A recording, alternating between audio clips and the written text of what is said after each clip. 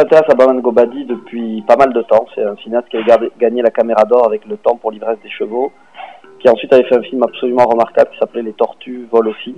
C'est un cinéaste qu'on avait suivi, mais comme on travaille de manière très proche avec la famille MacMalbaf, et qu'ils sont 4 et qu'ils font à peu près un film par an, c'était toujours très difficile de faire un film avec lui.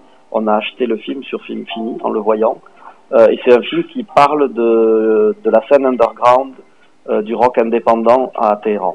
Donc c'est un film qui montre un Iran comme on n'a jamais vu, qui nous montre une musique et une création musicale absolument étonnante et exceptionnelle qui vient de ce pays, mais qui ne peut pas être diffusée, puisque ces gens-là font tout en cachette et en clandestinité. Ils jouent au chat et la souris avec la police régulièrement, et c'est l'histoire d'ailleurs d'un groupe qui sort de prison et qui en a marre de faire des allers-retours en prison, donc qui cherche à quitter le pays.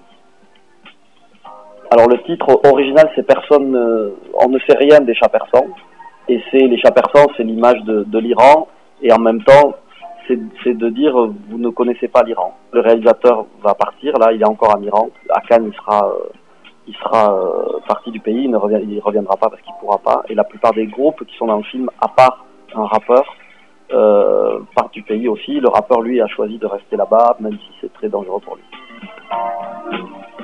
La scénariste qui n'est pas créditée et la productrice du film qui n'est pas créditée aussi pour des raisons de sécurité, et la journaliste irano-américaine qui est en ce moment en prison, Roxana Sabuldi, je crois, et qui est aussi la copine du réalisateur, et dont on attend la libération, puisqu'on aimerait bien qu'elle soit à Cannes avec le film et pouvoir dire que c'est elle qui l'a écrit et c'est elle qui l'a produit. C'est inattendu, surprenant et à la fois très triste.